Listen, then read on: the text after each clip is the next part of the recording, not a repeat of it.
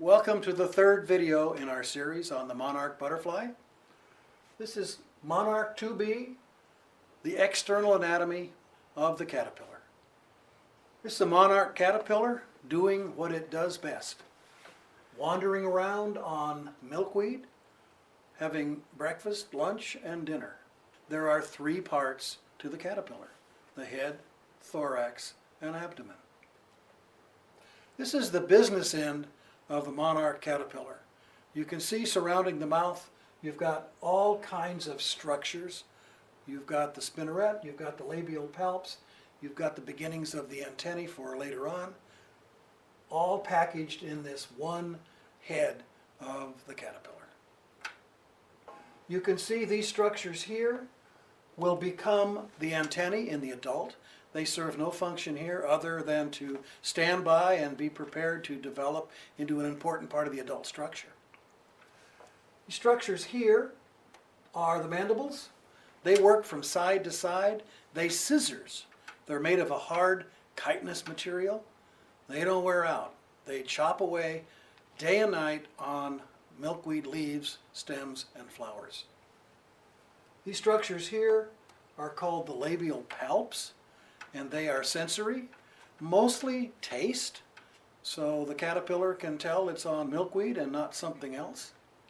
And this structure here is unique to caterpillars, and that is that it's a spinneret for producing silk on the head of the caterpillar. Most spinnerets in other members of the arthropod group, like the spinnerets on the posterior end of a spider, are not on the head, but on the tail. There are 6 lenses in the diagram.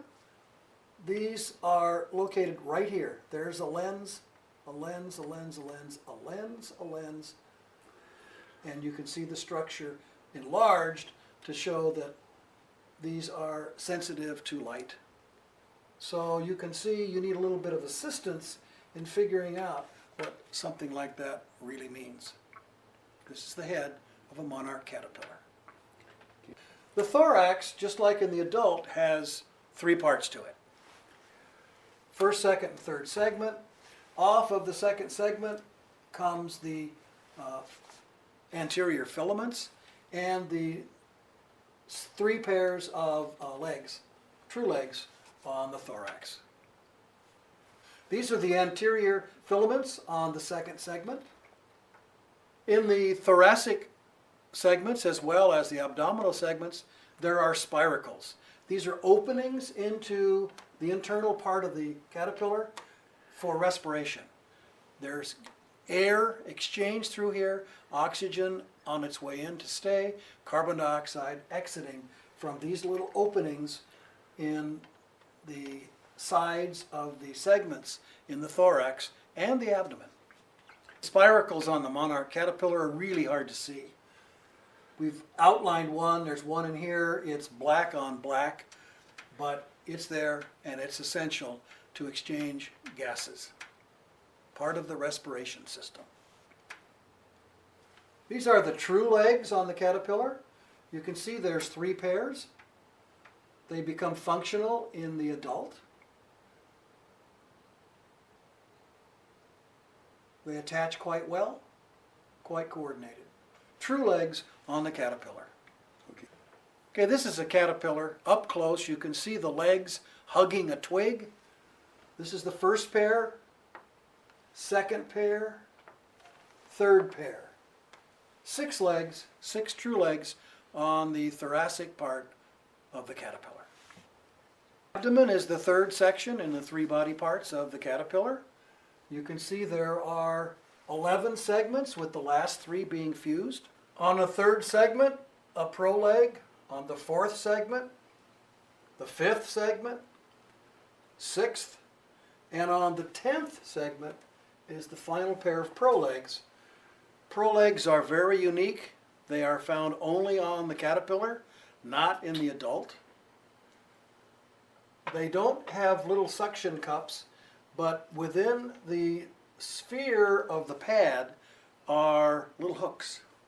And those little hooks are called crochets or crochets. Here's a close-up of 4 of them.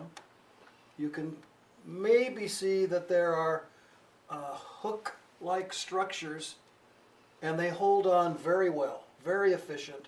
You can see how they're on this stem and not about to fall off. The little crochets, the little crochets. Between the 4th pair of prolegs and the 5th, you'll notice this big space here. Gives it flexibility when the 5th pair becomes a cremaster and is attached to the webbing. So there's a lot of flexibility. This will ultimately be the cremaster. These are the 5th pair of prolegs, and they will nearly fuse and become the attachment point prior to pupation. The 5th pair of prolegs become the cremaster, and they are literally driven up into this matting of silk produced by the head end of the caterpillar for its tail end to attach. And from this attachment point, the caterpillar will hang head down and shed its skin. These are the posterior filaments on the tail end of the caterpillar. The main job of the larval stage is to eat and eat and eat. And that's what they do best. They produce a lot of frass, several little pellets per hour. More than several little pellets per hour. Lots of frass produced by the caterpillar, especially just before pupation. They totally empty their gut of undigested material and prepare for the chrysalis stage. This is the end of the caterpillar story, the external anatomy. The monarch caterpillar, the larval stage, munching out on milkweed.